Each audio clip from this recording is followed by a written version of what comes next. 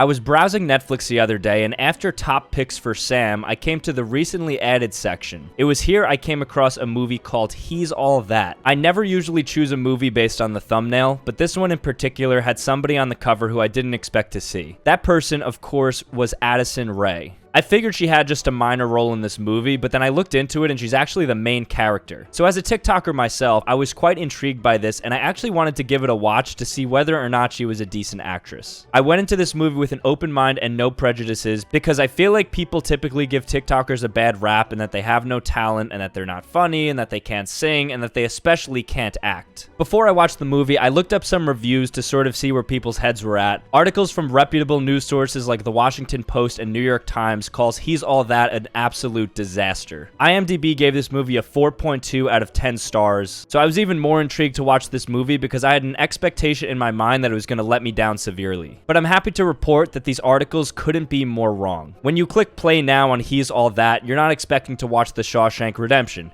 You're expecting to watch a remake of She's All That, and I think this movie did exactly that. The main character, played by Addison Rae, is a high school influencer, and she makes a bet with her friends that she could basically transform a loser guy into the prom king. Now, I could sit here and talk about some obvious downfalls of the movie, like casting an absolute stud and calling him a loser because he has a beanie on.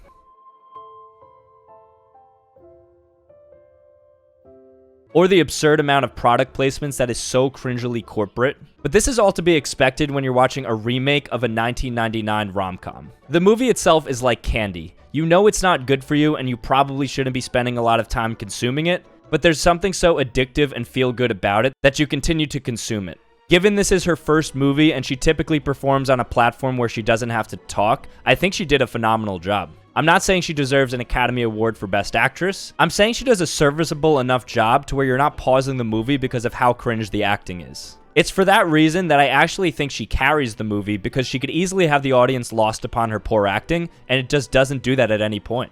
I would go as far to say that she was the perfect person to cast for the role she was in, considering the main girl was a well-rounded social media influencer who had a lot of popularity. Now, this isn't meant to be a simp fest for Addison Rae, but I do think she has the perfect bubbly personality to play the role that she was casted for. She does a great job of diffusing awkward situations that other actresses may not be able to use their presence to get out of, and I think she does a good job of actually utilizing some features like her smile and her eyes to draw people in. Again, she's not Jack Nicholson in One Flew Over the Cuckoo's Nest, but that's not what she's going for. I do feel compelled to talk about a couple of things in the movie that were just so obviously bad, like Kourtney Kardashian's cameo as Addison Rae's manager. Who's the new guy? A little scruffy, but cute. But I took this stuff with a grain of salt, and I didn't use that as a knock against Addison's performance. There's some other star power in the movie, like the girl from Blindside, I think her name is Madison Pettis, and also Bryce Hall, who makes a 5-second cameo that I think is pretty funny. But all of that noise aside, and it's actually a decent, serviceable movie that I think is a great debut for somebody who has a cast of doubt constantly around her because of the platform from which she originated. I'm not sure how you feel about my movie review after I gave Rear Window from Alfred Hitchcock a 1.5 out of 10, but in all seriousness, I think this movie is worth the watch because you're going to be pleasantly surprised with Addison's screen presence and her ability to actually act in the moment. If I were to review this like a serious film, it would be like a 4 out of 10. But if I were to just rate this on its enjoyment level, I would give it a solid 8.5 out of 10. This movie gives off a Cinderella Story by Hilary Duff vibes. So as long as you go into this movie with the expectation that it's going to be a feel-good, cheesy movie with decent but not great acting, you're going to have a good time watching it. I suggest you remove any preconceptions of Addison Rae prior to watching this movie, and I think you'll have a much better time enjoying it. Yes, Addison Rae was only casted because she was a TikTok star,